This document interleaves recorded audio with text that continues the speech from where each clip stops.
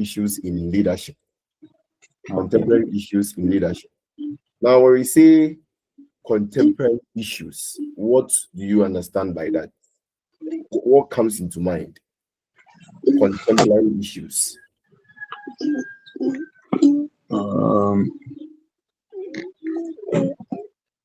maybe issues like problems, maybe problems that's happen at work or um, in the organization, or issues maybe whether the issues that affect us both positively and negatively. All right, that What is some comes to good, mind? that is some good input. Now, when we talk about contemporary issues, we are talking basically talking about leadership challenges and leadership styles that are relevant in today's world and not in the past. So then you tend to realize that probably what was being done in the olden days, because of the invention of new things that are coming up, issues with respect to how we did things in the past would be different from how we do them now. So what then must we do? Then we must try to adjust to what is happening right now. And the same has to do with leadership. When I say contemporary issues, it means that it means how leaders lead now in organizations that are what affected by what technology, change, diversity, and new employee expectations. So then you consider, unlike the traditional leadership where leaders give orders and people just obeyed and listened, when it comes to contemporary leaders, it focuses more on participation. Because are you understanding me? More of motivation, Yes. relationship, adaptability. So in the past, how leaders were being seen currently, that is not the same way. That is not the same way. So that is basically contemporary issues in leadership. New things that are coming up, new leadership styles that are coming in that what organizations must what adapt to. Are you good to go? Yes, sir. We'll be looking at authoritarian and democratic leadership style. We've already mentioned this in the other chapter, right? The charismatic leader, the transactional leader, transformational, the servant, and the situational leader. Now, what we talked about last week. Now they are saying that there are new things that are what happening that we can also be looking at the same thing that we are about to discuss today. Now, from what we've done so far, when we say authoritarian leadership, what do you understand by that? Authoritarian leadership style. I Yes. I understand it to be a leadership style, a leader who um, don't admit his followers' views. He what he says is final, and Yes. yeah, that is how I understand it. Yes. So authoritarian leaders, they emphasize more on what? Control and task completion. Control. Basically, that is what they do. They want to what? They want to what? Be in control. And their focus is on task completion and nothing more and nothing else. Is are we getting it? Yes, sir. Yes. Authoritarian. Authoritarian. One-way communication. Power is only one centralized in the leader. Decisions are made without what? Consulting followers. And here it is basically obedience and what? Discipline. You obey, do as you have been told. No need to give your opinion on issues. And do we see this? Do we see some people exhibiting this kind of leadership style at our workplaces?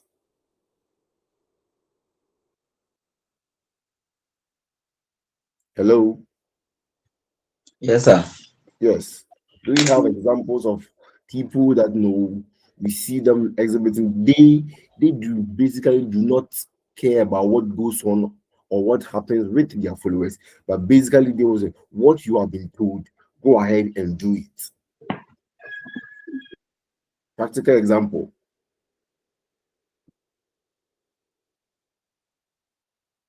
Gina, Yes, sir. yes. Do you understand what authoritarian leadership style is? Yes, sir. I do. Yes. And do you have any With the example? authoritarian, Yes. with the authoritarian, the Yes. leader always makes decisions. So you can see here that what leaders focus primarily on what getting specific tasks. And the type of leadership. Hello, sir. Can you hear me? Yes, please. Hello, sir. Yes, I can hear you. Hello. Hello, hello, I can hear you. Oh, okay. So I think with this type of leadership, it is best It's best. to, when I say crisis situation, let's Yes, say yes, this market getting fire. yes, With that, the leader can use that type of can use authoritarian to give instructions where his followers will follow suit. yes, because at that point in time, you do not need, if you delay and you want to involve everyone, there is going to be a delay in decision making. So you have to come out, you have Yes, to sir. be firm and come out with a direction. No, at this point, because you are in crisis, this is what we must do at this point in time. So the leaders focus primarily on getting specific tasks accomplished. That is who they are. Some leaders are able to incorporate both of the style here depending on which one is appropriate to a situation. So leaders develop their particular primary style over time from experience, education, training. Please do you see what I'm reading? However, a domineering leadership style may stifle the responsibility of the organization. So now they are saying that leaders at any point in time must know when and how to behave, and that if one stands out, is probably going to hinder how the organization is going to grow. We are still on authoritarian leaders. Authoritarian leaders often approach situations with what attitude that other people are in are unwilling to get involved and are basically unreliable. That is it. All that we are talking about here is that with authoritarian leadership style, everything is centered around the leader. Decisions are made by the leader.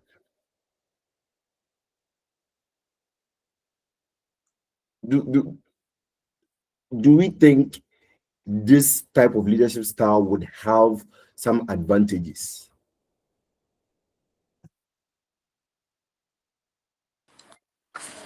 I Yes, think sir. even He if has. it will have, it will be less. Are you sure? Yeah, he has. He has advantages. Yes. So say one. Brenda, say one. Eh. Okay, so it gets the work done quick It and gets the fast. work Like done. Yes. So here we have what? quick. Quicker decision. Quick decision making is guaranteed because single person decides for the whole group. For the whole group. You see, normally when you want to make certain decisions at workplace and you want to seek everybody's opinion on a situation, the likelihood that you might not even get things done is highly possible because everybody would want you to pick what they are saying. Mm. That is one advantage. Two, motivation and reward for leaders. It provides strong motivation and reward for the leaders. How?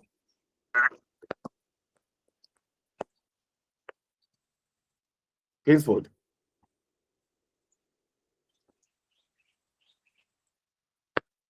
henceforth. Any idea on this one? So here it means that whatever the leader So wants, yes, it means um the leader is being motivated. He has this intrinsic motivation because he's the able to motivation, do everything at the time that he wants to do it. yes, and when you give direction, the followers follow. Yes, sir. Whatever reward he wants, he gets because he has given the instruction and it's being done. Yes, sir. No individual decision making. Less competent sub managers can be used only to carry out the orders of the boss. They are not involved in decision making process. No initiative. You don't give room for people to come out with what different ideas that can actually probably support the decision that you are making. And everything is centered around what? The leader. Strong chain of command. Here, strict control and establishment of chain of command. Here, you just report to just one person, and that is the leader. Nothing more, nothing else.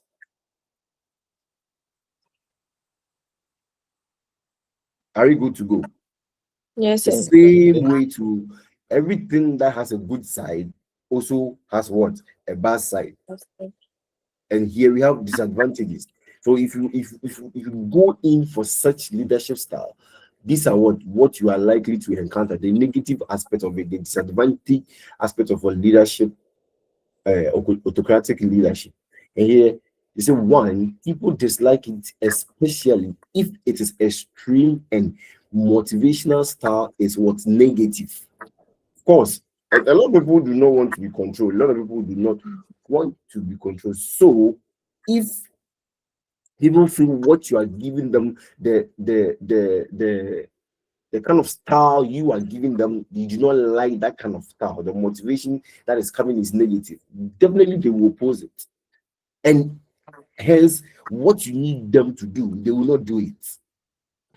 Frustration, low morale, conflict develop easily in what? Autocratic leadership. Because someone feel that they work as they have been told to do because there is no what? Any motivation. Do we have such situations at our workplace that you see people are working because they have been told to work, but then the actual motivation that they need inside to be able to do the work, they don't have it, and they're just doing it because they have been told to do it.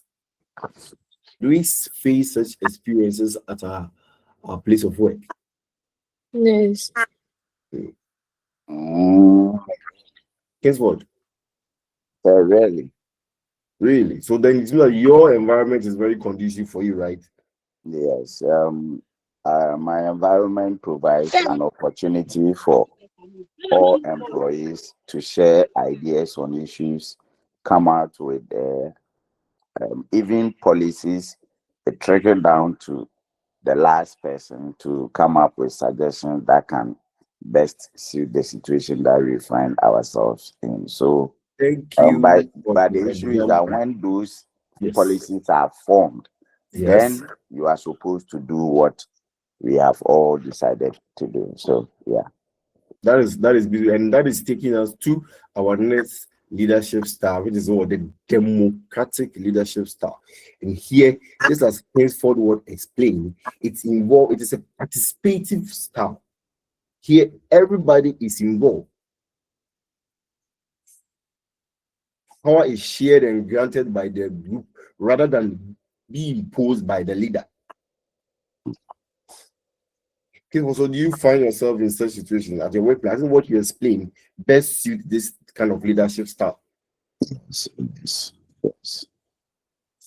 Here, the leaders build strong relationship through open communication, empowerment, and inspiration rather than controlling. So, case for I think your environment where you work actually calls for this kind of leadership style. I don't know if it's true. Yeah, yeah, so Yes. it's true. So everybody is involved. Yes, Everybody is involved. we are all involved. We are Yeah, all oh, involved. and it's good. It is a type of leadership style that is also good in some aspect, but then definitely too, that one will also have its advantages and But disadvantages. advantages, Yes. yes. What do you think would be? What have you seen that you said, no, this environment that we are in, even though it is a participative one, it's still giving some kind of negative aspect of it. Um, One negative aspect of it is slow pace of decision making. Very good. Because you see, the other one, the other leadership style gives you a quick one because a lot of people are not involved. Instructions are coming from just one leader, so he just follows you. But because here, like I explained, it's a participative one and everyone wants to feel heard, it slows decision making. Guess what? How does it practically happen? Mm. For instance, Yes, let me talk of at this level. For instance, in my department, yes, um, every decision that the leader wants to take, yes. he have to consult us. Sometimes, whilst he is trying to push us to a particular way, there will be other decisions or other suggestions that will allow for us to discuss, look at the merit and then Okay, demerit. So instead of taking a decision within 10 minutes, we okay, can it can drag up to like a day. The whole day we will be on the same thing talking about it. So that is one. But at the end of the day, when the decision is made, it's like everybody is satisfied to work with what the decision that we've come up with. So oh, it slows decision making and it doesn't allow for fast implementation of what we want to do. okay. But what is also the advantage aspect of it? What is the positive aspect of it? Well, it brings creativity and innovation. Very good. You see, Okay. so that is the third point here. It promotes what a creative environment. The democratic leadership style fosters a creative environment by encouraging innovation and input among team members. So, for example, creative professionals usually succeed under this type of leadership due to the support that is what embedded in it. Brenda, any examples for us? Any advantage? First of all, tell us where, if you're working, where you work. Yes, confidence. Confidence.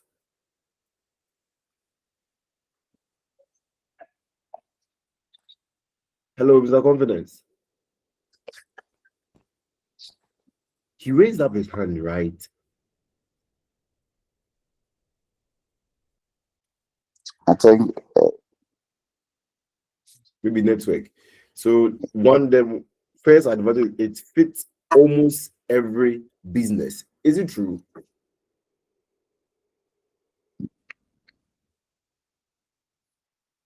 largely true. But it's what's true. He said it fits almost every business. Yes. And I'm I'm saying that sorry. I'm sorry. Please, I'm back. Can I make my submission, please? Okay, please do. All right. Thank you. So, in talking about the advantages, Yes. I think in Mr. Adams' submission, the later part, he Yes. mentioned that when they all agree to, when they all submit their suggestions and then a policy is brought out, what is left for them is for all of them to go by that policy. Okay. They all have to do according to what has been decided. And I think that brings us to the last part of the point, which is it builds stronger teams. Okay. Yes. Yes, Yes. because So and under this type of leadership, team members tend to be supportive and strong. So because collaboration and honesty, what here collaboration and honesty would what flourish, and as everyone opinion would be taken into what consideration, everybody will feel supported. Or then sometimes you feel so valued when you realize that leadership wants to come out with a particular policy and they sit down with people and they ask them for their input.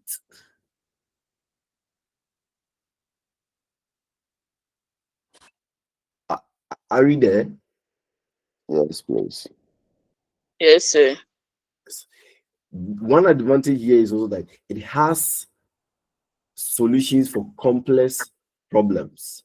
So this type of leadership uses leaders who are typically excellent at solving complex problems with their ability to work collaboratively with their members, gathering consensus of opinion to address issues properly. It also encourages innovation. So solution is strategic, and you get the whole issue. Now the issue is that when you have different complex problems, different situations at any point in time, it is advantageous using this leadership style because it gives you diverse solutions to the problems you are facing at a particular point in time. Hello. Yes. So basically, that is it. So they here we know what the democratic leadership style is: shared decision making, open discussion, high employee involvement, and build trust and commitment.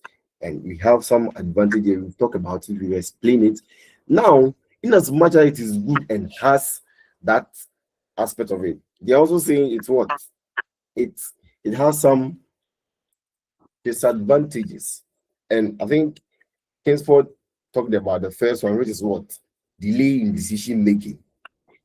Delay in decision making. And if there is delay in decision making, then automatically it's going to be what? Time consuming because you want everybody to say something. You want everybody to say something.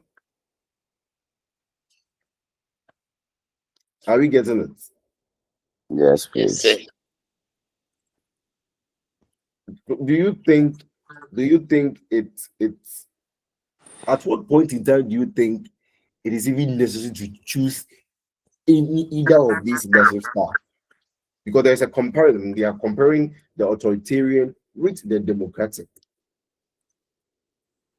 Yeah.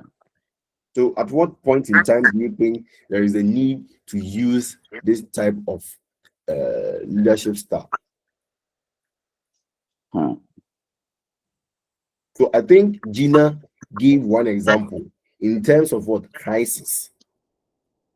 Okay. Yes. Yes. So in terms of crisis, what do you think would be the best possible leadership style to go by? Autocratic. Yes. When there's a factory accident or there is an emergency, do you actually need opinions of everyone before you get the issue solved? Oh, by the time the decision is made, the decision is made, then this point will be here.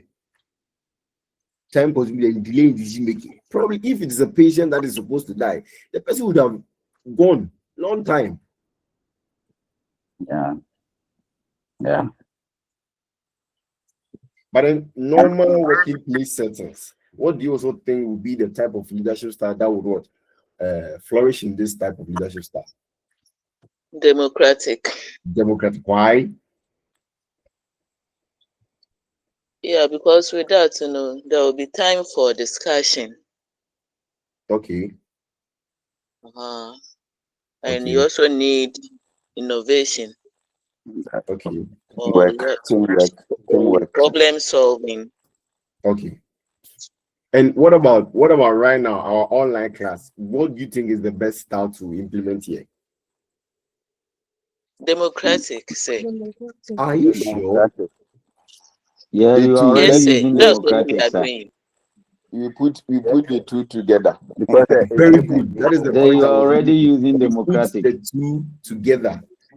You put the two together because at a point in time, I'll have to control the discussion strictly. Yeah. Okay. Then at a point in time, I'll allow you people to also give your opinions.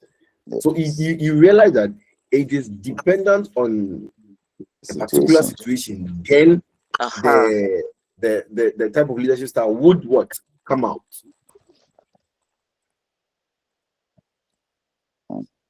Are we there? Yes, sir. Yes, sir. So hence, listen here. Someone wants to speak, please. You see our last point here. It can seem to be uncertain. And I read, democratic leaders would sometimes become indecisive in certain situations, especially what during what a crisis, because they tend to, be caught in between a situation. Should we go by this particular style? Should we go by that particular style? So everything has a disadvantage and what advantages. Why do you think this comparison is being done between the Well, democratic? okay, but I say I have a question. Yes, The first disadvantage, it says it tends to be more apologetic. yes, When a decision is finally taken, yes. the leader will have to apologize to those people whose opinions and then suggestions were not taken. That is why I get, why might the leader do that? Because you see, your style is that you want everybody to feel what implemented, involved. Sorry, you want everybody to feel involved, and once you have sought out their opinion, right? Once you sort out their opinion, and if they realize that what I even said, it has not been taken into consideration, the likelihood that it might demotivate the person is high. So then, however, in order not to let the person feel demotivated, you have to also explain to the person or this and this is what you said, but at this point in time, this is what we were looking for. That is why we went this way and not that way, so that next time, right, the person does not feel that even if I say something, my idea will not be taken. And he or the person will know that, oh, it was because of one or two reasons why this decision was made or this idea was taken and not mine. So you tend to do that at any point in time because you want everybody to feel what involved. You tend to be giving, you tend to be apologizing to other people that didn't see their idea being visible. I Hello, mean, sir. Hello, sir. yes, please. I have an example. The autocratic one. Yes, Um, our company wanted to open a branch at a certain place. They call everybody, tell us the incentives and everything. yes. Nobody has even raised up on that. Oh, I want to go. So our boss took a decision. You go, Okay, whether you like it or not. okay, And when we went there, it's not easy. Now that things are good now, people are saying, "What's your issue?" Or they'll be me call no one for being man call say any say. So they called us to. They okay, told us everything. After you tell people this is this, but if you don't use your autocratic power, at okay. times it will not out You like know, my own. yeah. Everything was done for us. Where apart from the security, everything, nobody, because of the distance and the fire and everything, people were talking about their family. We will not get time. But when our boss uses his own power to send us, Okay, and things are good, they said okay. there should be change, and people should also go there and also verify for themselves and something. That's how. Yes, so I always say that I'm happy when you are able to relate what we are learning here to our workplace, and it makes us to understand certain things more. But then we are also on the point of the apologetic issue. Case, what are you okay? So you see, Yes, because yes, I get yes, understand. I think Julius raised up his hand. Julius, or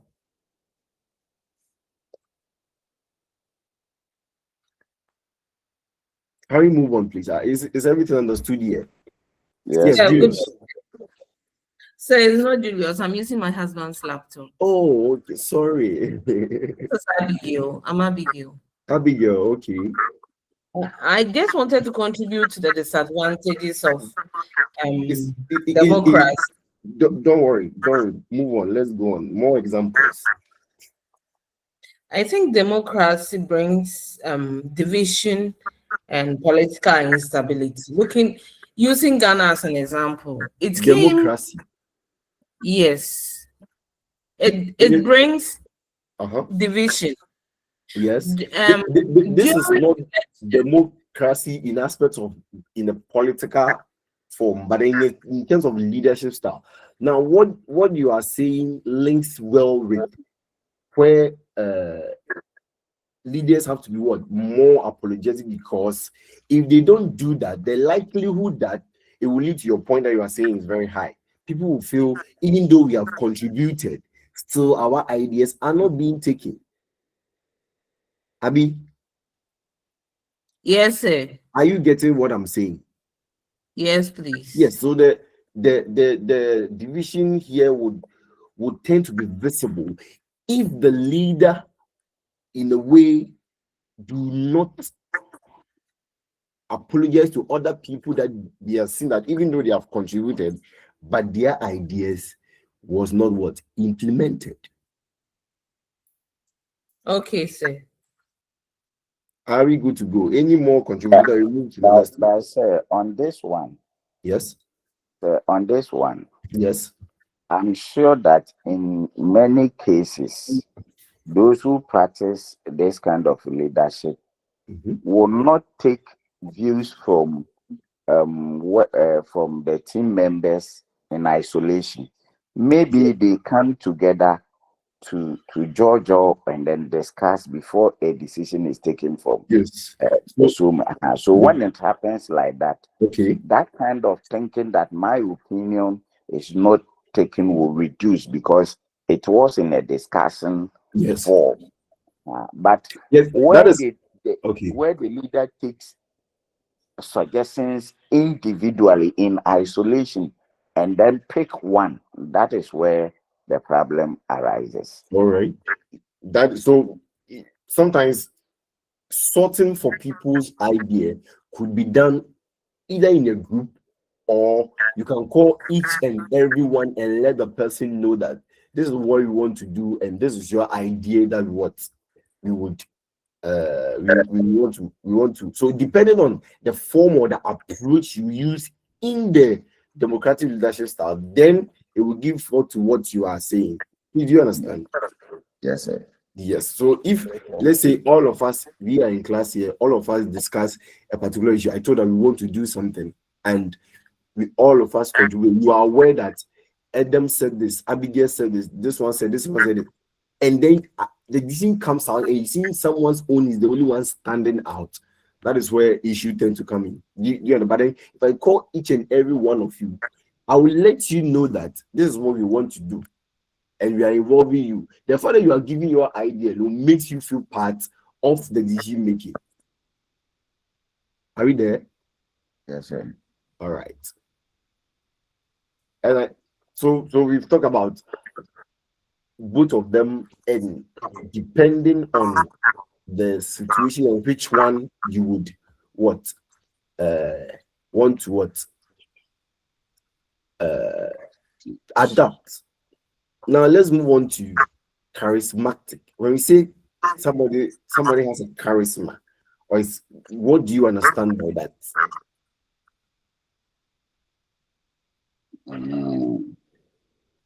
Well, a charismatic leader is someone who is able to inspire others to follow him. The person has the charm.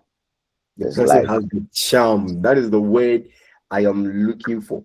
So charismatic leaders means that a leader has a special personal attraction that makes people feel inspired emotionally, not just logically, and motivate them to do more than what they would normally would have done. Are we there? yes, sir. So charismatic leaders, they have personal charm and emotional connection to inspire people to follow them willingly and perform beyond normal expectation. That is beautiful and wow, isn't it? Yes. Yes. Once again, I will ask: do we see this in a particular manager or boss that you are working with? That, oh, even though it is the same two job that maybe is being handled by two bosses, but then when one speaks, it seems people love or does the work more than the other. Is it common at our workplaces? Yes, sir. Some, Adam, yes, sir. tell us how does it happen? You are saying yes. How does it happen? Okay, so for instance, Yes. let's use our president for for instance, our president Mahama and Okay. maybe Ronaldo. Adam, use Say, work example. oh, Adam, Adam, please use work example.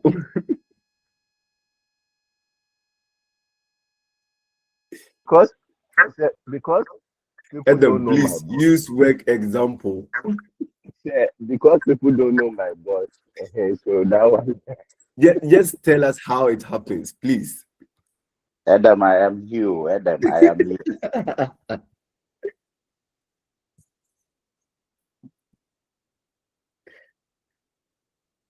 Okay, well, the explanation is well communicated. Here, a charismatic leader has strong personality. They also communicate with what? Confidence. So, charismatic leaders generally are very skilled communicators because they tend to have confidence in what they say.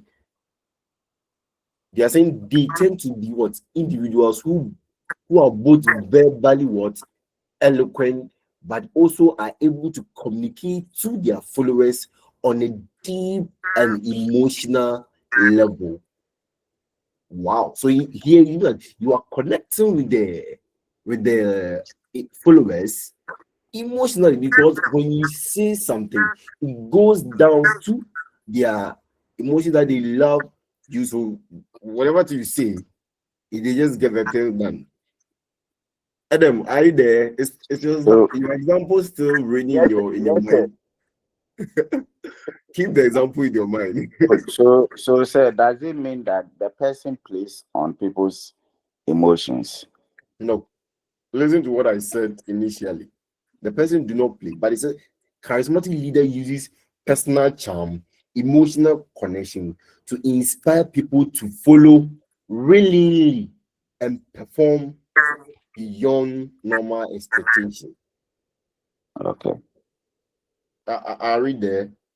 Yes. Somebody, in a way, you are saying that uh you view the leader to have certain kind of, let permit you to use this word, aura Yeah. around that leader, that when the person, when you see this person leading, right, you love it. So when whatever thing he says, you do it without even, you go beyond your That's expectation. scrutiny. Yes.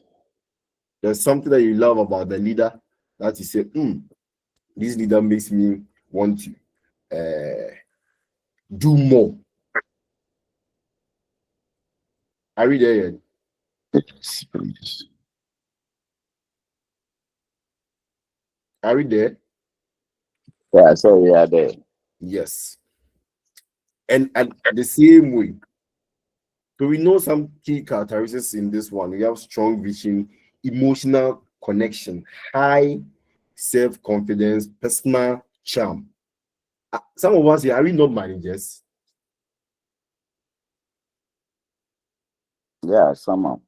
Yes. Case, what are you? Do you manage No. people? No. You do not. No.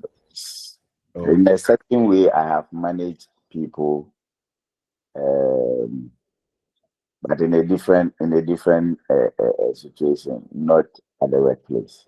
Okay. Gina, are you here?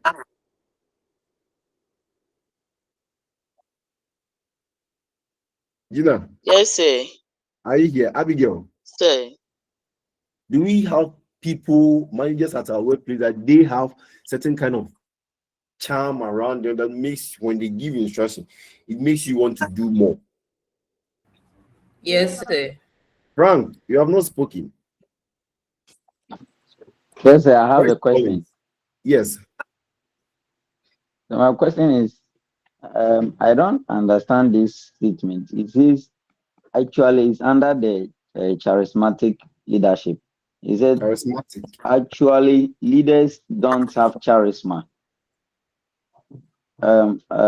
Followers give leaders charisma. So I don't understand that one. Come again. It is actually leaders don't have charisma. Yes, Followers give leaders charisma. because So I don't understand. sometimes in a situation, probably whatever thing that is around the leader, whatever, however he does his thing, he might not know that is what motivates him. It is the follower that will let him know that there's this particular thing about you that when you do it, it makes us want to work more for you. How you speak, how you're able to connect to them, how you care about them. Okay. Are you getting it? So Yes, sometimes sir. you might not know that there's this particular thing about you that makes people follow you willingly. But unless maybe they prompt you that, oh, sir, oh, boss, this thing that you did for me the other time, I really appreciate it.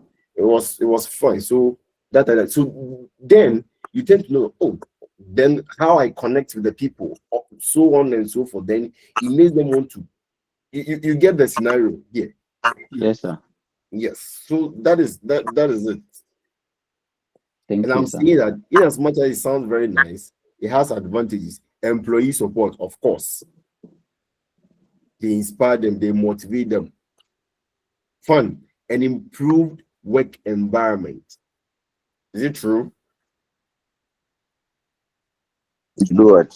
If these this advantage of the charismatic leadership style is that it is fun and improved and it improves work environment. Yeah, I think so. You think so? How do you think so? Yeah, Gina. This is Gina. Ralph. Hello, boss. Please, can I be heard? Yes. Okay, so let me use an example at my workplace. Okay. Um, so that my colleagues can maybe relate to it. So there's Yes. this regional manager. Okay. He came from the grassroots, as in worked from almost the lower level of our organization up to Okay. the higher level. And so one time when we came in, we used to complain about some of the overtime and how we are being transferred from one section to another, like from Black Friday to Seshi and those things to work. And Okay. so at a meeting, he told us a story, his story. And Okay. then we all, after that, so this is how the story was. He told us when they were around, his first time after service, when he joined the organization, they moved him to Tapa and he didn't have money to rent. And so he had to even um, stay in Taka there and still work in Taka. So he wakes up at 4 or 3 a.m. and join the bus to Taka. And then when they close, this is a banking job, so we close almost late. Oh, okay. They close quite late. Those days, Okay. now we have technology, so those days they close quite late, and he will leave there like 9, gets here like 12 p.m. And the next day he's leaving to Taka. And so that story that he um, uh, made us realize that we are enjoying more than their time. And Okay. so that complaint went off totally from Okay. our organization. Because when we go now, we have access to hotel, you have office vehicle that will take you around to work and all that. But then at that point in time, since he has not shared that story, we felt like we were more treated. So I think Okay. he used that charismatic leadership style to control Okay. us, make us understand, and then now we love our job more, and then we know that Okay. we are not Be, more be, treated one way or the other. yes, because what he said, he had some connection with it. He felt what you guys were feeling. I'm sure maybe he knew that you guys were being frustrated and all of that. And he also wanted to communicate that I have been through that situation before. And that definitely it will get well. Right. All right. We have leadership example for employees. People tend to look up to them, what they're doing, like what Ralph just said. Higher production. Do you remember? Does it lead to higher production? Mm, yes, sir. Yes, because Being a charismatic manager would make employees want to do their what? Their best. So no absenteeism, no tiredness, no poor work attitude towards work. Everybody is involved because they have been inspired by you and they want to give up their best. You care about them. In such environment, there are some people when they are going to work, they are not happy. Yeah. They are not happy. Especially if you work with people, if we're in, let's say, the marketing department or you interact with people a lot, and you tend to have an environment that is not conducive. It affects how you treat the customers. It affects them. There are also opportunities for growth. Opportunities for growth. How?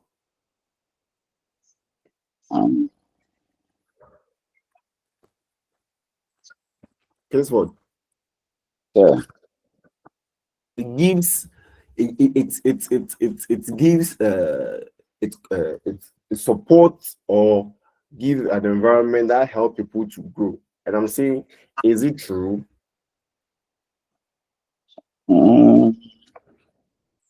How? Explain. I think that Yes, somebody wants to help you. okay. So I think it's true Yes. because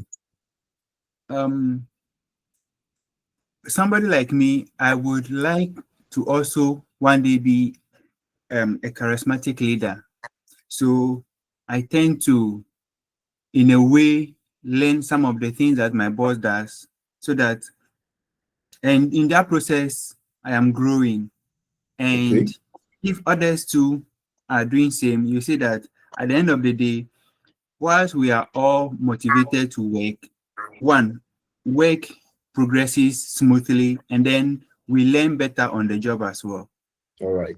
That is nice. The same way we are seeing this beautiful advantage. It has some disadvantages. Yes. And the first one is what? Reliance on the leader. So one, here, because the leader has been able to inspire you, right? When you give off their best, you see, everything is what? All Centered. the is given to the leader, failing to see that it was a whole team, a whole people that came together to be able to achieve what we have achieved. But because the leader has this charisma, we tend to what? Associate the success to the leader. Are you there? Yes. So let's look at they may fail to see that all employees are valuable part of making the company a success, because they think that it is the leader, the charisma that the leaders had, that make people follow them. So when we achieve a success, it is linked to the leader rather than the whole team. Yes. Yes. Guess what I said? And Yes. it makes workers less responsible for their actions. Yes, really. Yes. They take less responsibility in the success that has been talked, or Yes. because everything is dependent on the leader. Even When you give your best, give your best, it feels like it is the leader that did it. Sir.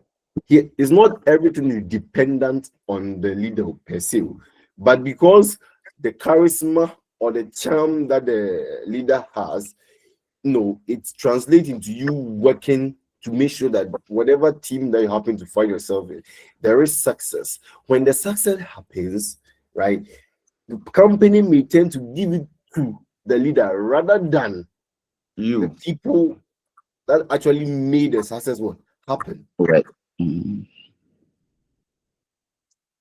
And it's very true. Confidence, Ralph, Frank. Do you think this is true?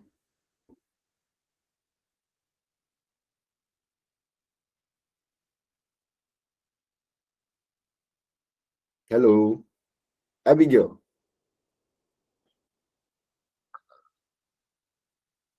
Are my people here? Yes, sir. So we are here. here. We are here. We are Yes. here. Yes. Are we seeing the disadvantage of the charismatic leadership style here? Even though it is good, it makes people give up their best, but still, they are saying that there's what reliance on the leader, because the leader might stop all the good things relating to the success rather than the people that actually made the thing happen. And then once again, you know me, I like practical example. Have you seen this at your workplace before?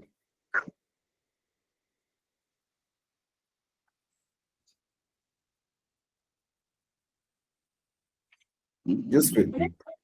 Yes, sir. Yes. Let me give an example again. Yes. As I was saying that when I was transferred to Elibo here, nobody wants to go. There, it's a bank here. We made sales. Yeah, it's a small place, but there's money. We make sales. We send reports, everything, no shortage, no everything. We were there. We were three who set up there, but our area has taken everything from when we went to meet. Hey, after Elibo there, we are good. He has not even mention our name, but he's taking all the praise for himself. So now you are giving him an account, Kwampo. It's in those times was because of the charisma, the way he speaks to he come, oh, give me money. So he was motivating me, the spirit, even the spirit choir, what he's even tells me choir. I normally do more than everything. But now when you go to board meeting, instead of now recommending us more, he's taking everything to himself there. So yeah, some of these things at So times. you see, the next one is what? Perception. So let's read. While many charismatic leaders are able to win over the employees, those who take on the role for self-serving reasons may fail to get all employees to buy into their intentions. Is it true? Yes. Kesford, explain. How do you see it? Because you see, some people, when you realize that there's something about them that you like, they may turn on to use They that use to it get to their their advantage. Yes. yes, So, like what Josephine was trying to put across, yes. instead of going to the meeting and saying that, yes, as a team, this is what we've been able to do. I did not do it alone, but I did it with my people. He Yes. went there and tried to chop impose the on them success that for it is himself. him alone. Yes, it is him alone. And that So thing now is very dangerous. yes. So now they're saying that charisma alone is not enough to make a quality leader for a company. And it is true. Yes, so the leader must have the best intention of the company at heart and have other leadership qualities to back up the charisma. Do you see that? Yes. So the charm alone does not make you, and that you should be able to know you have certain other qualities that also give you, your ability to be able to chop. So it's like that. It's perception something, but lack of clarity. How? Lack of clarity.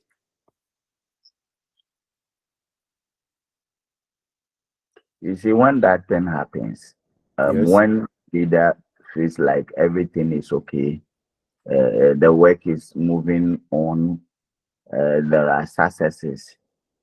Because of that, sometimes it gets that leader swollen headed and face to look out for potential risks, things Yes. that hit the company and then bring it down. Their focus now tends to only the successes and the good things that is happening within the Yes. So organization, fail to you recognize that. can see a charismatic leader sometimes get so caught up in his control that he's unable to what clearly see the potential dangers with the company. The confidence he has in his abilities makes him feel that the company's success will continue what indefinitely, and it might not be true. Yes. Charisma alone will not get you there if he doesn't have any other management personnel on the same level with the same information. He may potentially miss a threat to. You cannot only use the charisma alone to. You should also have other people to be able to help you. So the charisma alone will not get you the things done. But in as much as you have the charisma, there should be also other things to be able to back up to it and then enable you to achieve the goal for the organization. Else, if you use the charisma alone, it might not even help you to identify that, oh, this and this and this is what might be a threat to the company. So then let me deal with it.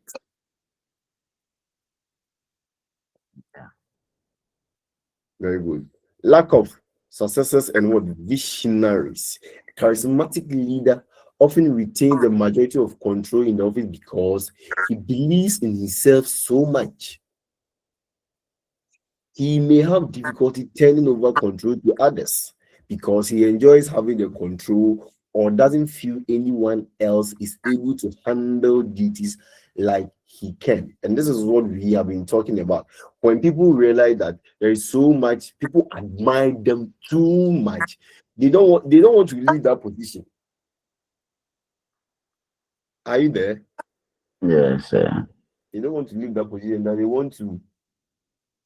Yes, confidence. Contribution or question? A contribution, please. Yes. So I'm also thinking about one disadvantage that is not listed here. So I just want to. No worries. Okay. So I think this kind of leadership tool will demoralize employees from putting on their best when there is a change of leadership that doesn't have the same qualities that they used to enjoy in the previous one. Very good. Good. So, then the CEO that was there was ABC. The new one, we don't like him, so we will not listen to him. Are we there? Yes, sir, we are there. Then Yes, sir. if that is the case, then you have to question two of the advantages. Great opportunities and then that leadership development. The growth opportunities and then leadership. Because I think that if you are a charismatic leader, you should be able, and it should be you should train somebody to take your affairs when you are not there, or else the whole show, the whole organization will collapse. Yes. And that has been the story of a charismatic leader. The moment they are out of the scene, you don't have anybody to match up.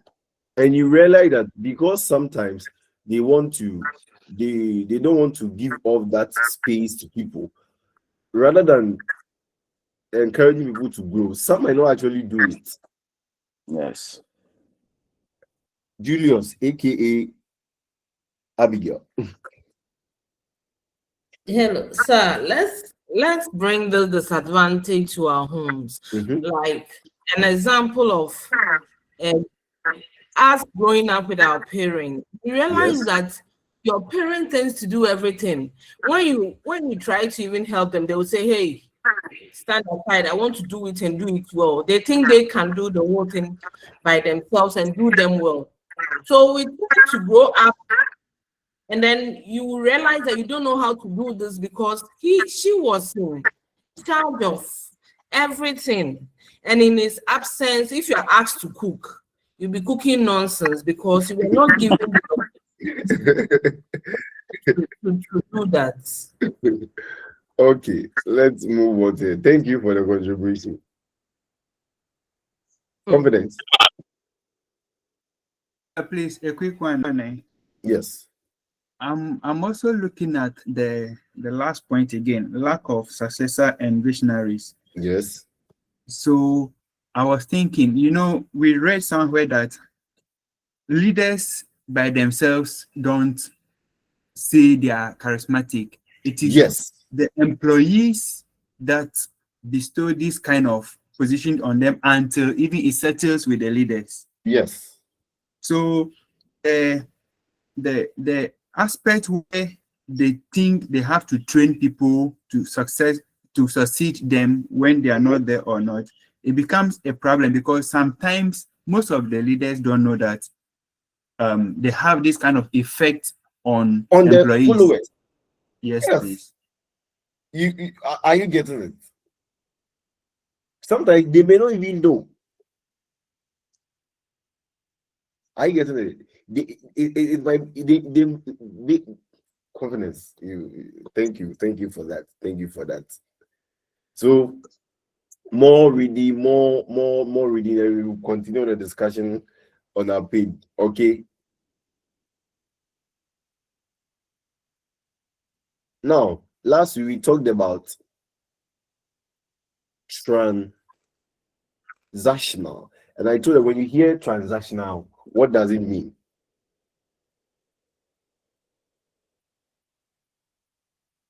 Transaction is an exchange. You give, I take. Are we there? So with this type of leadership style, they believe that people are what? Motivated primarily by reward and punishment. So employees perform their best when the chain of command is what? Is definite and clear, and that reward or punishment is contingent upon performance. You remember we talked about this last week.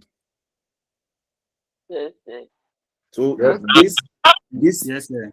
this leadership style is much related to autocratic style discussed earlier.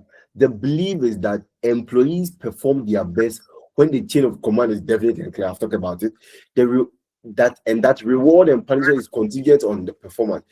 They should be happy to hand over all authorities and responsibilities to the leader, which is what the opposite of thinking of what empowering the employee. The focus of the transactional leader is maintaining the status quo, and the primary goal of the followers is to obey the instructions and commands of the leader. So here, transactional leader here believe that what people work hard mainly because they want reward and wants to what avoid punishment.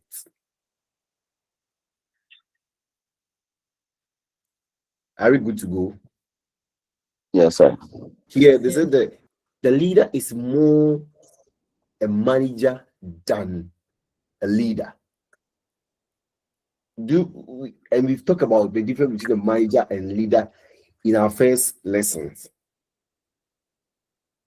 So here, the manager is highly focused on getting tasks accomplished, providing clear direction, and overseeing productivity in detail.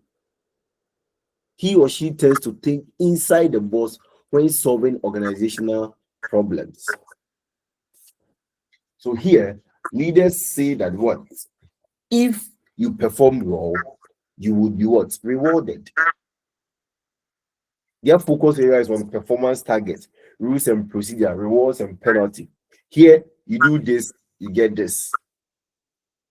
And because people would want to avoid the punishment, they tend to what? And work. Do you have something to say?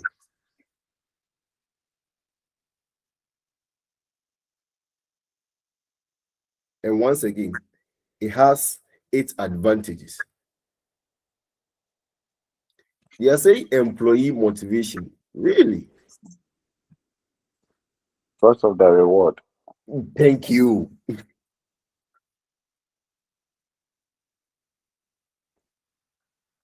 And because people would want to give up their best and get a reward, they will be what? Productive and efficient members of the team. First, because of the incentive that awaits the employee if he or she contributes to the organization, and the vice versa is also what? It's true. So people would what? And it will lead to what? Achievable goals. Why? Because people will be productive, people will want to get a resource, and people would do their best. And at the end of the day, the objective of the team would be what? Realized. Evans, you are giving thumbs up. Say one.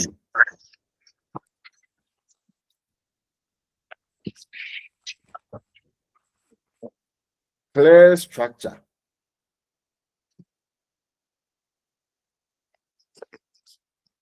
How do you understand this point?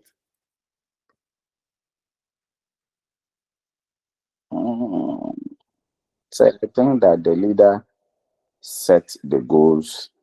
The employees also know what is expected of them. That is basically what I'm looking for. Yes. We know this is what we have to do at a point in time. Do this, do that, do that. It is clear and concise. And what? It is what? It is linked to what? A reward. So you know what to do to get what you want at a point in time. Productivity, of course, we've talked about it. What? At the same time, too, it has what? Some disadvantages. They say what? Unyielding what? Leadership. How do you understand by that? The unyielding leadership. Yes. Onye flexible. So they are saying that transactional leadership is a style of leadership that not only has a clear structure, it has some unbendable policies and rules. Despite the reward members of the organization can expect and the kind of autonomy or independence they have in doing their tasks, they have to work within the rules of management. So going against this policy or instruction can lead to a negative implication. So it's like they are working, but they also have this kind of fear in them that if they do the otherwise, there's what likelihood to be what? Punishment. Punished.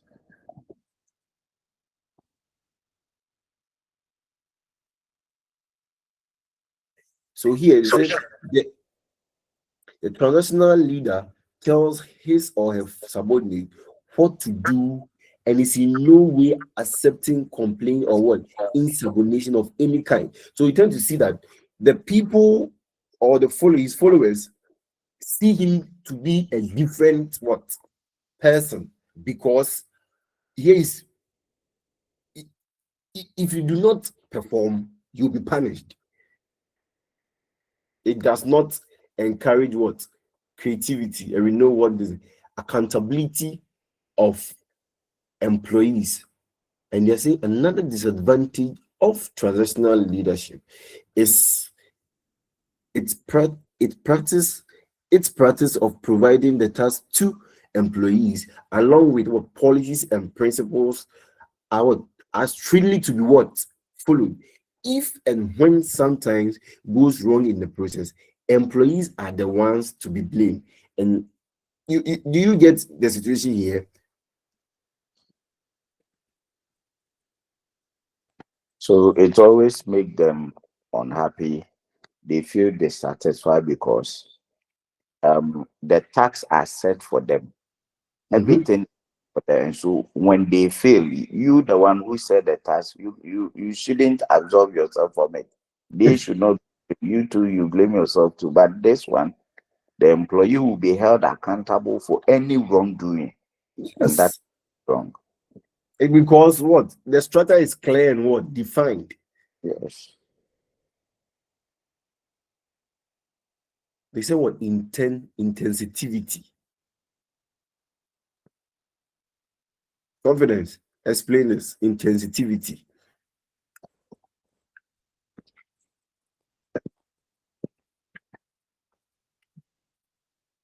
Insensitivity. So it's insensitivity. Insensitivity, sorry. So What I do you think it understand has by to that? do with the pressure of employees, or the pressure that employees feel or in the course of work, because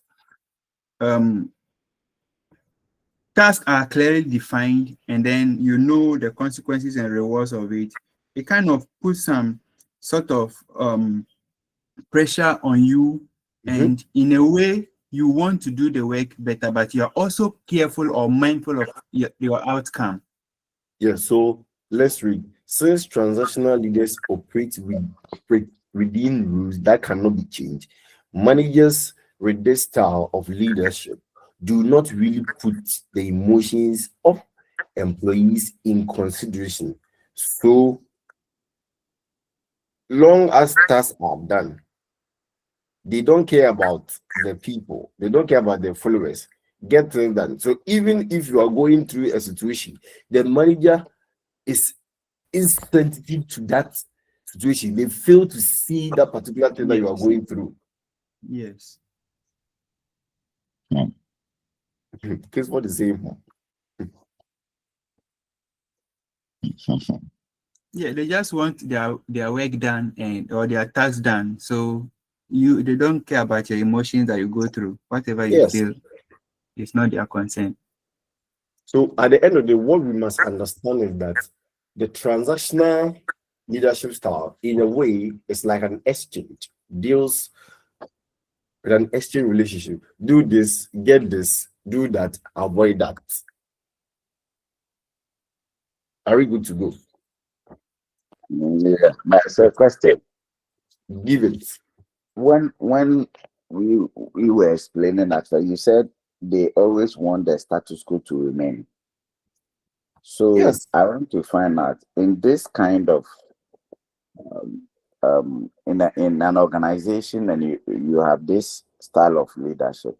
Would there be creativity? Will there be innovations? How? No, because everything is what clearly stated for you. It doesn't give the room for people to what. And they, sorry, what they care about, what this type of this one care about is that whatever that we want to do, this is what it should remain. When you say we want the status quo to remain, we don't want to change from what we are doing. So therefore, Yeah. we must set rules, structures that will align with what we want to achieve. So no matter what they want to achieve is linked to what you get. So you don't come in and give a different opinion and say, oh, we want to, we think you should have, if you have done this way. No, here it is tied to your performance. This is what you want to do. You do this, you get this. You don't have time to what? Complain. So do we have this kind of leadership somewhere in these organizations? So that is why it's what? Contemporary. Okay. There are issues that are right coming up within the leadership style. So at a point, and if you didn't talk about it, it is there. And you realize that all the leadership style that you are talking about has its advantage and disadvantage. Disadvantages. Yes. So and you sometimes you get to the last, you tell that situational leadership style is there pretty also called for at a particular point in time using each of this leadership style that is being talked about because of what new things that are coming at a point in time. In a company, you need this specific leadership style for things to work. At a point in time, a different situation too, you also need this style to also work. That will lead us to our next leadership style, which is what? Transformational. When you say to transform, what do you understand by that? To bring a change. Yes, to bring a change. So transformational leadership focuses on changing people and organization.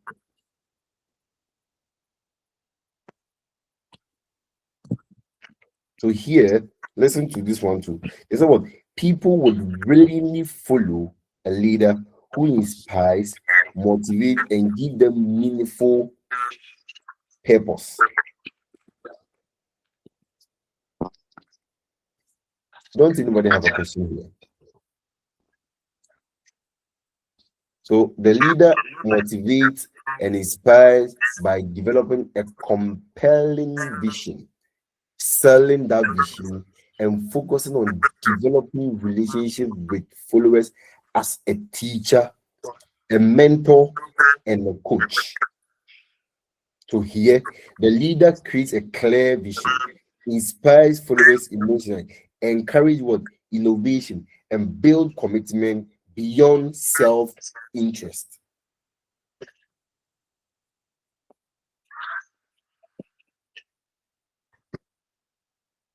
A transformational leader, yes, destiny.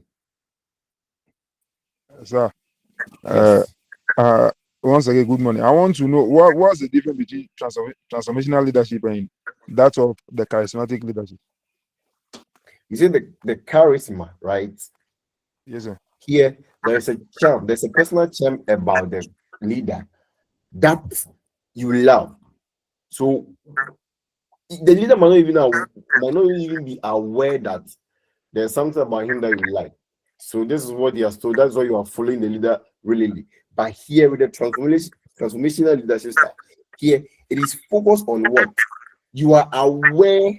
The leader is aware of his followers. The followers are aware of his leader. They come together, set out a clear what vision that would what encourage and innovate and what move everyone forward. So here it's like in a way to everybody is what is involved, because at the end of it, the vision that you are going to bring is going to what change the people in it and change the organization as a whole. Okay, sir. Are Well we good noted. to go? Well noted, sir. Thank you. So I want to add something to it. You Aye. see, normally the transformational leaders Mhm. have a long-term vision. Yes. Their vision is not short-term, unlike the charismatic that could be a short-term. Yes. The the the So here you tend to realize that both inspires people. Yes. Both can also yes, what motivate emotionally. Yes. Both yes, create strong what follows. Yes.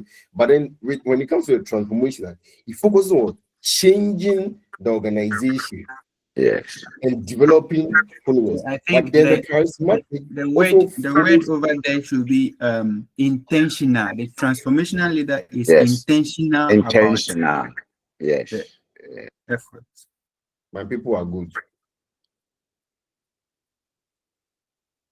My people are good. So the charismatic leader may mainly focus on personal what popularity or on admiration. Yes. But the transformation. So in my people are saying what intentional. intentional. They decide to do that on purpose to grow the organization. Yes. So transformational leadership is organizational centered and not ego centered. Yes, People are motivated. and we are experiencing one now When? from your end. Oh, so the same way we talk about this very beautifully and all of that, you definitely tend to know that what it has what it's what Disadvantage. advantages Yeah, and disadvantages. And they're even giving clear difference between the transactional and what transformational. You see the diagram here. So there's a what transactional leadership is what responsive, but then transformational is proactive. How?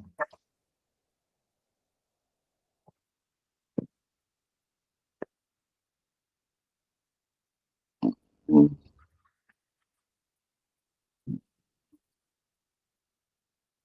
Hello? yeah. So Uh, for for the proactive leadership, it means that he is aware of every situation. So Yes. they don't wait for crisis to come before they Before, put up solutions. But yes. for the transactional, Yes. They always respond to crisis. It's like when situation arises, then they find solution to it. We are good to go. Here, because it's transactional and workers want to just do their best and go, they work within the what?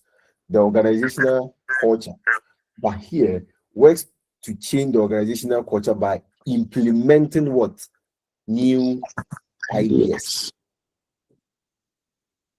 So we have so on and so forth. Yes. Now, advantage of transformation. So you tend to realize that, sorry. One, we have quick formulation of what? Vision.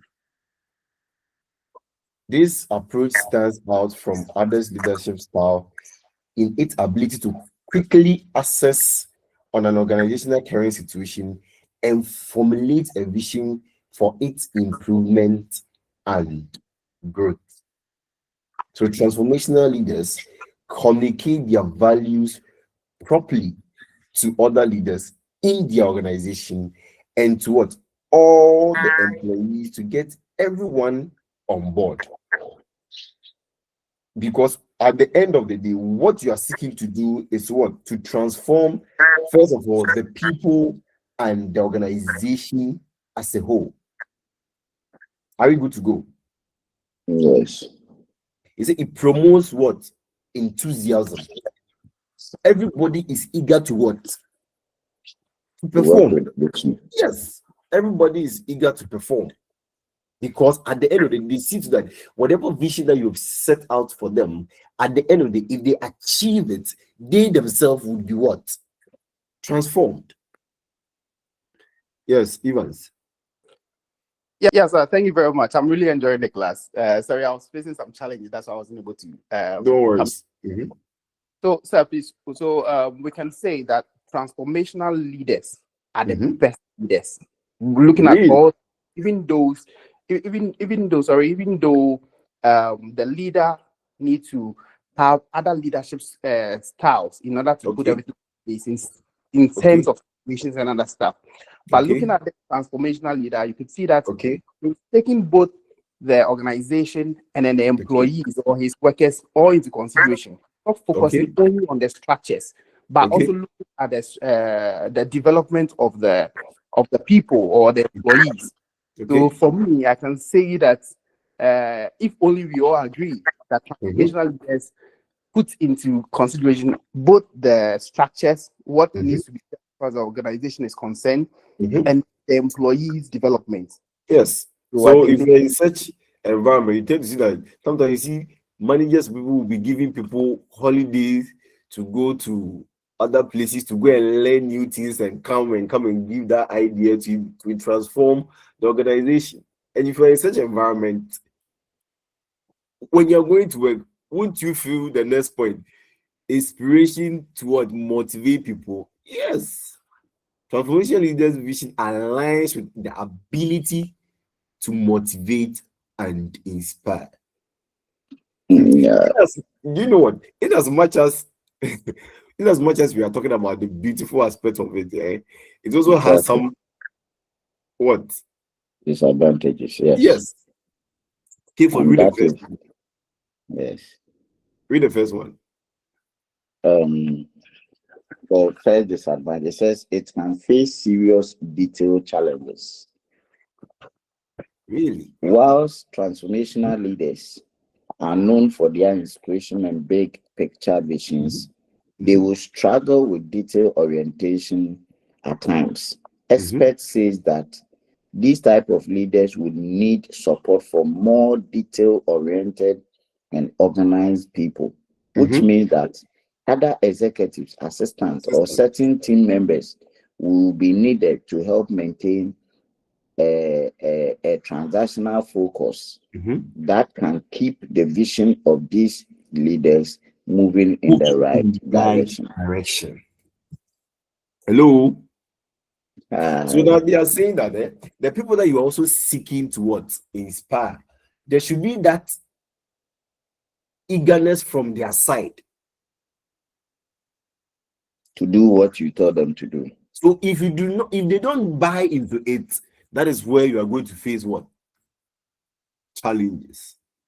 But I say, yes, when you look at the transformational leadership, it embodies the democratic, the autocratic, small, the charisma, small. But the only problem is that it evades the transactional style.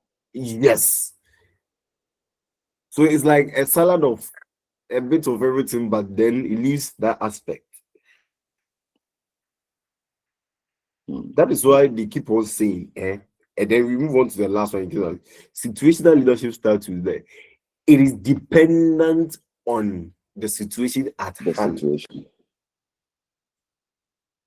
They are saying that it might overlook reality and truth. How? Deborah, you have not spoken today. Is he here?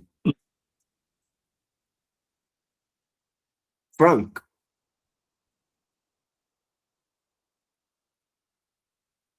All right. Guess what? Today you and I are teaching. Let's read the truth. Yes. Yes. It might overlook reality and truth. It has been noted that transformational leaders might fall in the trap of depending too much on passion and emotions, that they would tend to overlook reality and truth. Yes. This over-reliance can also restrict their willingness to delve into research and logical reasoning to face harsh truth about the situation of their companies. Yeah. It's possible. Yes. The next one is what? It carries the potential for abuse. Really? That is where I am also confused. Though this type of leadership is powerful, it is not always used morally for the common good. So actually, not all of those often associated with this approach fit the definition, as you can see. So you see, normally sometimes people, because they want to transform people and all of that, the kind of ideas that they might bring will tend to be very abusive. Are you getting it? So yeah, wait.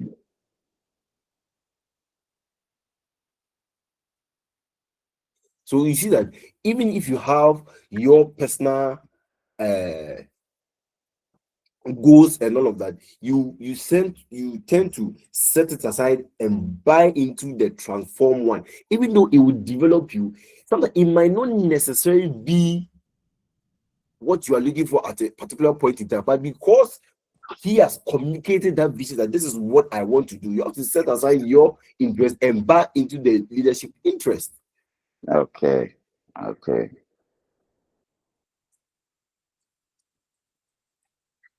And I'm saying that all that we are talking about, you see, when we start talking about the various leaderships, when you begin, it sounds so nice, but I intend to know that when you get to the other side, there are what? Advantages and disadvantages. And I'm saying it at a particular point in time, what you decide to use will be dependent on the kind of situation that you've, or the vision that you want to communicate, or how you want the company to even what run. Josephine Evans.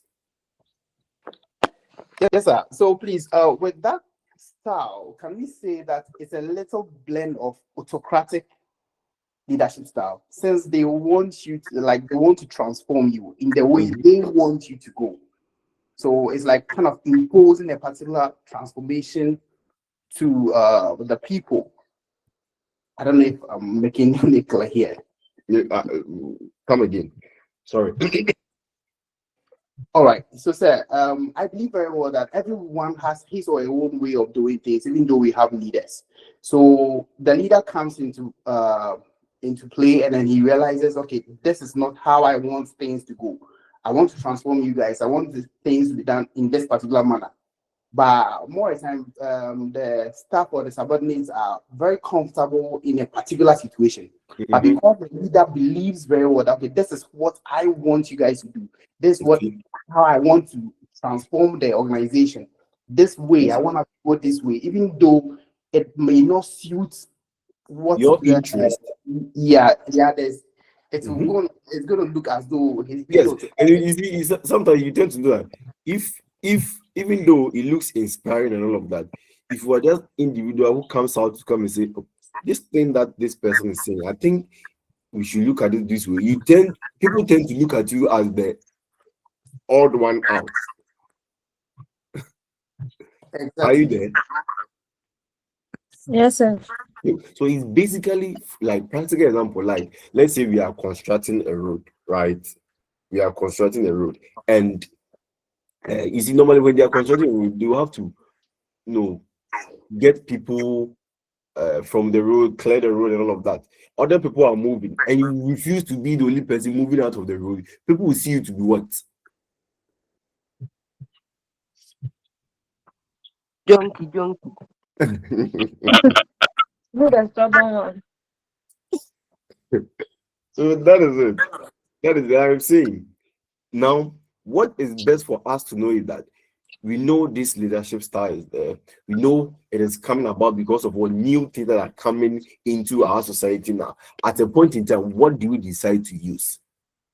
We weigh. So listen to the last part. If you are planning to implement this form of leadership, it is important to weigh the pros and cons at first before you want venture into it.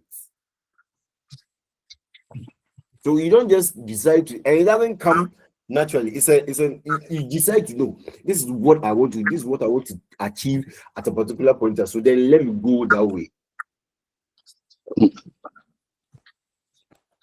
Are we there yet?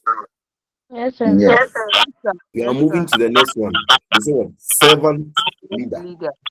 Somebody also say that servant leader is the best.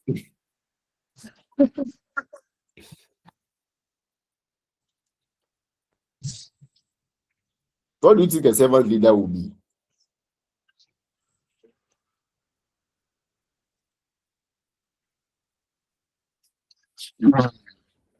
Hmm? Servant leader. Yes. Mm, So here, he a says, summarization is that a servant leader or this leadership uses it puts the leaders, sorry, the leader puts the needs of the growth of their followers at first and lead by serving rather than controlling. Shall I take that again? Yes, sir. Here, servant leadership is a leadership style where leaders put the needs and growth of their followers at first and they lead by serving rather than controlling. Okay. So the servant leadership philosophy is whether or not those served by the organization and the organization staff grow as person. In other words, servant leadership style leaders are givers and not what? Takers. And we have Greenleaf scholars generally agree that the following behaviors are central to the development of a servant leader. First of all, as a servant leader, you what? You listen, you empathize. You say empathize, empathy. Do you understand? they are feelings of their. Yes. Put yourself in other people's what? Yeah. You have to empathize with what? Understand. So listen here. Listen, we know what listen is. You have to listen to the people, know what they are going to communicate very well and all that. The empathy here is that the leaders what empathize and understand others' feelings and emotion. It is assumed that an individual has intentions even when he or she performs what? Poorly. Evans, are you there?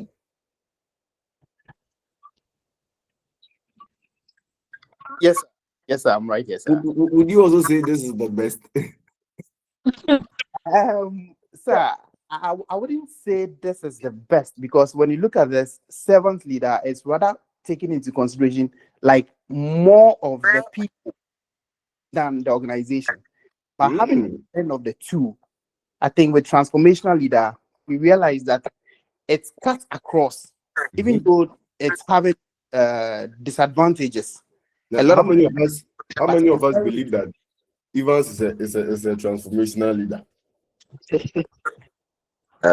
I think Evans is overwhelmed with the advantages and the advantages of the transformational leader. But Yes. one thing is that one thing which the transformational leader suffers is their inability to look at the details. That is it. That is the only problem that I find with it. Their inability to look at the detail. And sometimes you see, when you are too motivated, when the enthusiasm to lead people to a particular end is too much, one, you lose focuses on truth, reality, and then even data. When the data is pointing to you that this is it, because of the enthusiasm, you try to ignore it, and that one will crash the organization. Yes. Yes. Let's go. They said what healing. Several leaders strive to make themselves and others whole in the face of failure or suffering. A servant leader tries to help people solve their problems and what conflict in relationship, really, because he or she wants to encourage and support the personal development of each individual. So here you have your people in mind. You are concerned about them. Whatever thing that is happening to them, you feel it. You are aware of their situation. You yourself, you are self-aware of their strength and limitations. So then you tend to give them how do you call it? You tend to give, you know that this particular person will be able to perform in this aspect. So this is what you know your followers. Some will say you know your followers by heart. Just they have not given us the practical examples. So that's why mine is a baby cow. Today is Sunday. Let me put it like. All right, wait. Like Jesus Josephine, own. Yeah. Josephine, Yes, sir. please wait. I think Mavis' hands is up. Okay. Mavis, question or contribution? Hello, good morning, sir. Good morning. Okay, so with the servant leader, Yes. I'm looking at it in a way that we have different positions and what it requires. There's this position that it's women coordinator at my office. Okay. I am in charge, Yes. and it's more or less like a servant leader. Okay. You have to always be there for the women, and anytime they come to you, you have to be available for them. Yes. I think it fits with the explanation over here. Okay. You can't be you have to be a transformational as well, but it fits more of the servants than the others. Okay, because for women, you have to empathize, you have to feel what women are feeling. So my guys here, if you want to if you want to make a lady happy, empathize with them, feel what they are feeling. Okay. We will think about it. Madam Gina. They didn't let me talk about the biblical one. Like for Jesus. The biblical one is Jesus Christ. I know. I was the other day I was arguing that look at it nowadays in church. When you look at Jesus, Jesus was the shepherd. He was feeding these people. Now the church, we are rather feeding the church members. Don't worry. Let's come back to the class. We will discuss that later. Okay. Yes, Gina. Is Jesus hands up? Let's move on. Time is being so these are some of the things that conceptualize. I know we've talked about this conceptualization here. Oh, Yes, sorry, yes. my microphone was mute. Mm-hmm. I You was also do this, asking if we can see servant leaders in the NGOs. NGOs. Yes, sir. Yeah, what NGOs? What did they do? I don't know what NGOs does. Or is I'm lying? Because with the NGOs, they put the people first in what they do. I disagree. No, You disagree? It's not true, sir, it's not true. I know an NGO that go outside to take money to help Yes, this one in Kunafo. Mhm. But when they come, they give they small. Yeah. prepare rice, put on It's true. chicken, It's and give true. it to them plus a T-shirt. The rest of the money goes to them. So Oh, DS may have an embodiment of a different, but you may have NGO that will do well for others too. Hey, is it all that we are talking about? Hello. let us not see servant leadership as charity. no, it's not. I think when we are talking, what we are talking about here has to do with leadership. Maybe one person or two people deciding to be this, not the whole organization. Yes. And Yes. an NGO or NGOs are bodies established to serve in that capacity, which is different from serving as a leader. A leader. Okay.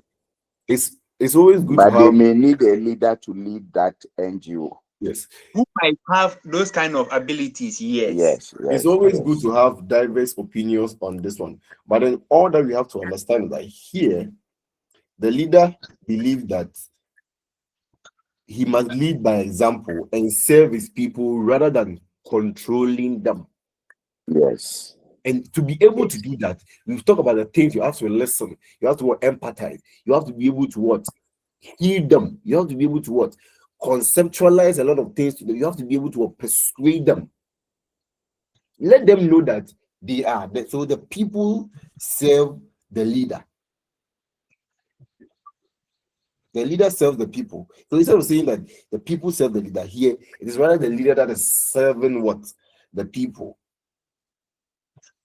Evans, your hand is up. Yes, sir. Thank you very much. I think we are getting something like we are either messing up something here. I think there are three things we are considering: the leader, the subordinates, and the clients or the action.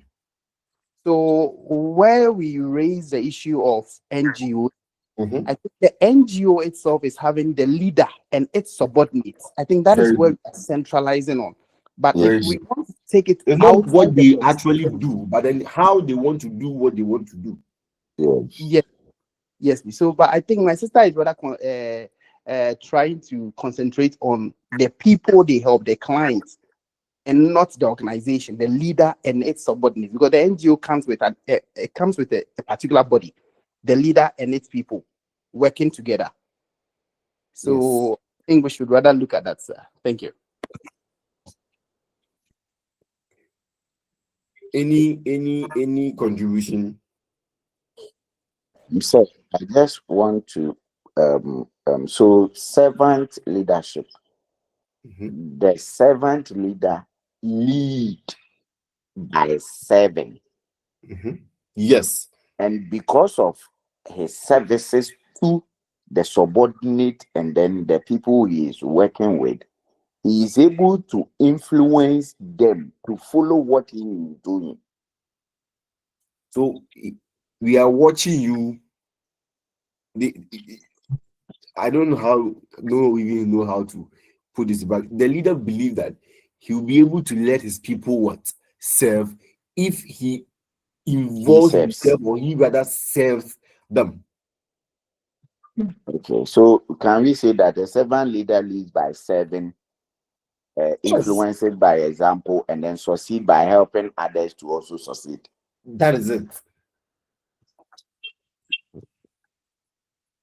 Are you good to go? Yes, sir. Now, the last one that we are going to talk about is what? Situational leadership. So this one doesn't, the servant leadership doesn't have advantage and disadvantage. No. They talked about the skill, the thing that you must do: listening, empathy, healing, awareness, persuasion, conceptualization, foresight, stewardship.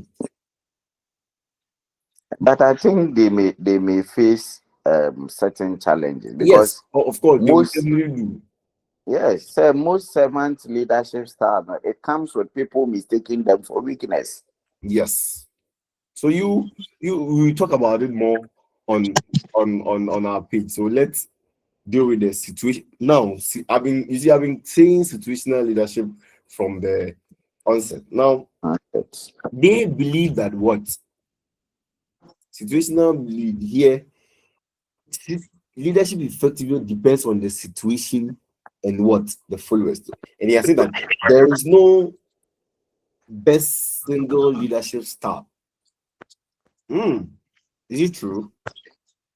And that the most effective leadership style depends on the situation, the task, and the people to be led. That is true. Who says it's true? Confidence also said it. Confidence. So situational leadership is a leadership approach that argues that effective leaders adjust their style based on one, the task, two, the situation, and three, the development level of their followers. So here, there is nothing like authoritarian, democratic, transactional, transformational, etc., etc. And that is what? It is dependent on what? The situation and the task to be achieved at a particular point in time. And I tell you that these things would be what? Evident in our workplaces. Then to be like one person or a manager or a company or whatever would be exhibiting all this type of stuff at a particular point in time. So leadership here is not one size fits all. And that the leaders might adjust their style based on employee well-being, personal growth, and empowerment at a particular point in time, what to do in a given situation. And for you to be able to do that, there is some qualities that you should have. Flexibility. Now, when they say flexibility, in normal terms, what? Your ability to adapt to a situation, maneuver your way. You don't have to be what? Startled. How you go? And that change, also the changes happen according to the situation. Is it true? Yes. Most So definitely. depending on the situation, if you have to direct, you give a directive. If there's a time for you to also coach the team and let them know that what this is what you want to do beyond the directive approach, you go by it.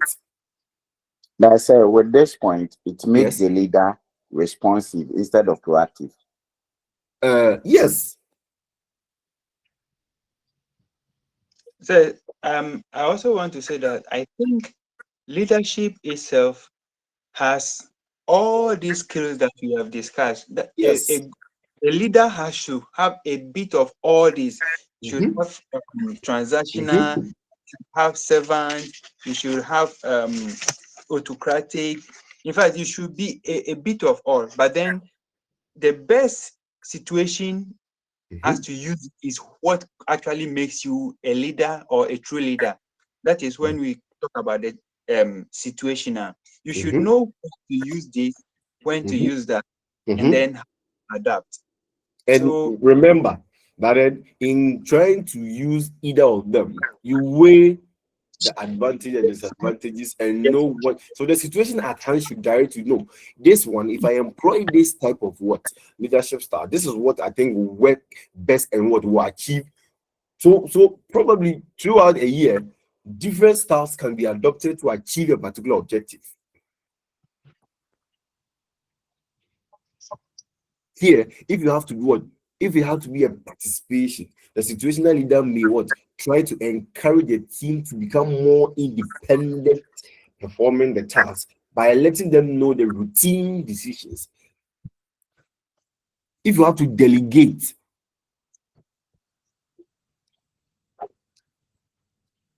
so you tend to know that what? Depending on the situation at hand, and it's the kind of quality that you should have, you should what? Your integrity here should be what? You should be courageous to know that no, this is what I have to, this is the approach that I have to go. Put your foot what? Down.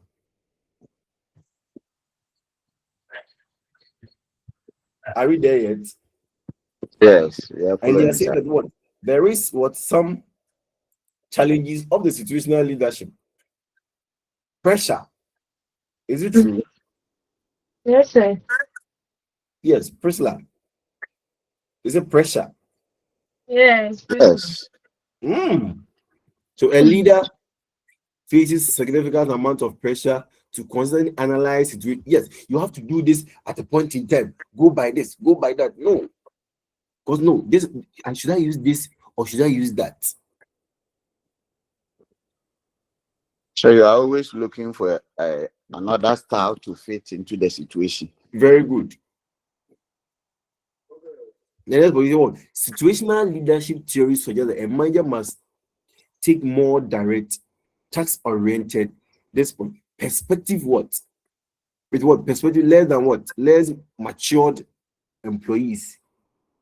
Limited flexibility. How is limited? What do you understand by limited flexibility?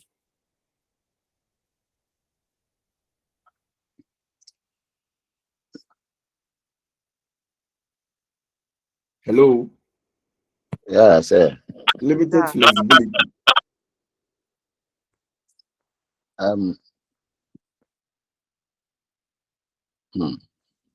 They are saying that even though the leadership style suggests that it depends on the situation, often criticized for its what? Rigidity. It's rigid.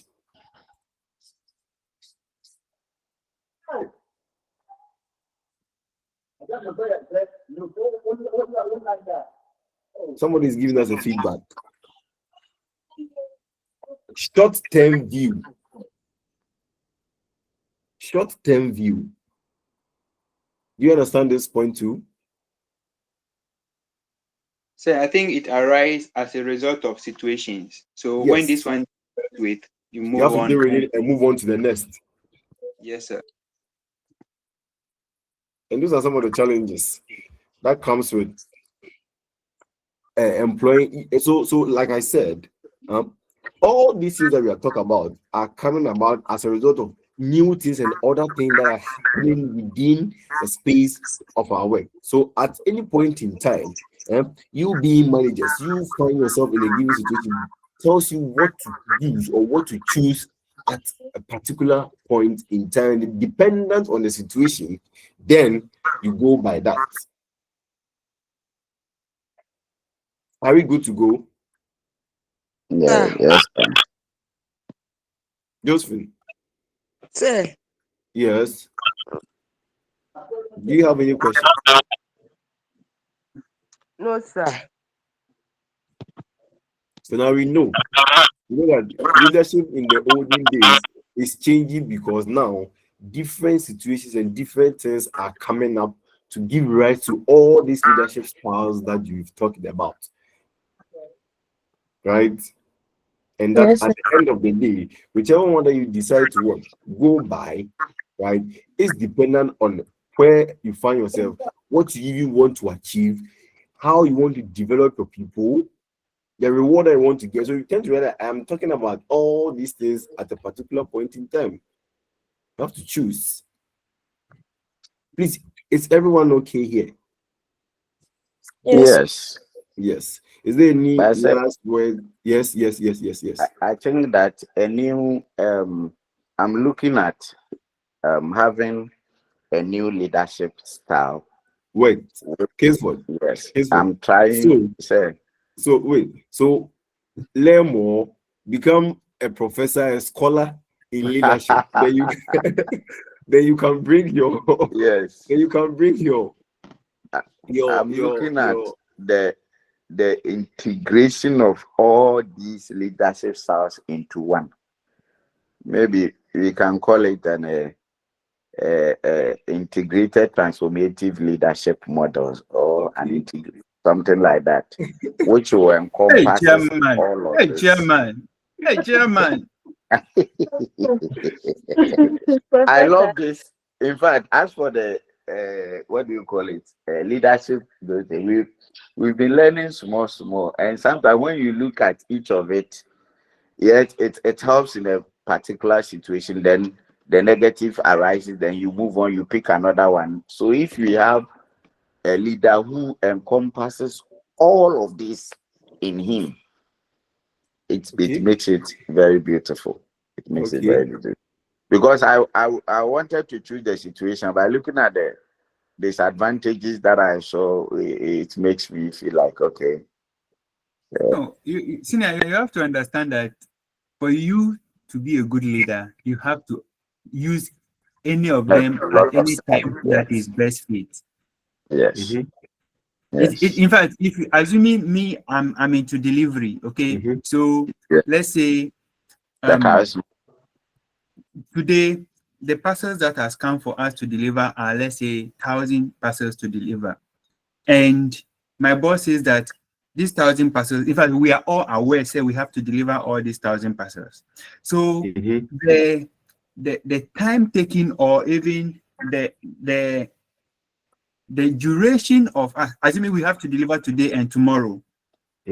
So the way we deliver when the parcels are 20 or 50 is not the same as the way we will deliver when they are 1,000. And if we as delivery guys intend to or make things that will slow the delivery down, my boss will not have.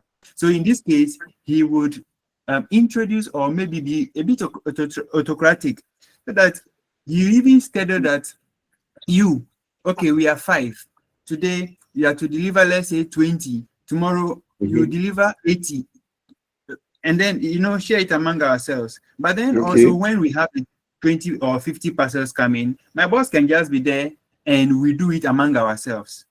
So I think the situational encompasses all of them already, but then it is onto you, the leader, to know when to use a particular one. Thank you guys so much. Please, I would want us to, maybe if you have time on all of that, maybe do some WhatsApp call and this one to get more into this. That is, please, is everyone here on the page? Yes, sir. Everyone here is on the page. Are you sure everyone is here on the page? We are almost 27 or something like that. Not everyone is here on the page, please. Not everyone, sir. Let's make sure that we have everyone on the page, okay? So that, and please ask normally if the question drops in your mind and all, you can put on the page and we initiate some discussions and all of that. Once again, thank you guys so much for the contribution and for you guys are the best. I don't know, but you guys are the best. You guys are the best. You guys are the best. Thank you. We also thank you very much. No, only guys, so we are ladies here. No guys, plenty. I mean, all of you. But the guys involve ladies and guys. Yeah, it's the same. My ladies and gentlemen, you all of you are the best. You are not speaking. You are not speaking. As I always do, please let's turn on our video and say hi.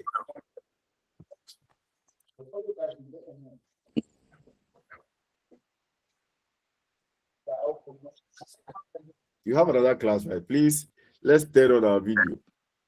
Okay, so hi. Hey, people are walking somewhere. Others, Okay, whilst others are on their bed enjoying and all of that, others too are walking, going to church. Others too are going to work and all of that. Oh, hey, Evans, I see you, Frank, confidence. Some are still Kingsford, in bed. Gina, Whitney, Priscilla, Abigail using her husband's phone. Frank, Yes, sir. Samuel, you didn't talk. Why? So, guys, please, Okay. what you have to do is to go and prepare for the quiz, right? Okay, sir. Yes, you have to Yes, go and sir. prepare for the quiz because you meet again, I think, in 3 weeks' time, right? Because you have 1 week to what? To 1 week or 2 weeks to what? To do the revision. 1 week. Yeah, 1 week. 1 week. All right. Probably, I don't know, because we work within the day, it's difficult getting time to how do you call it?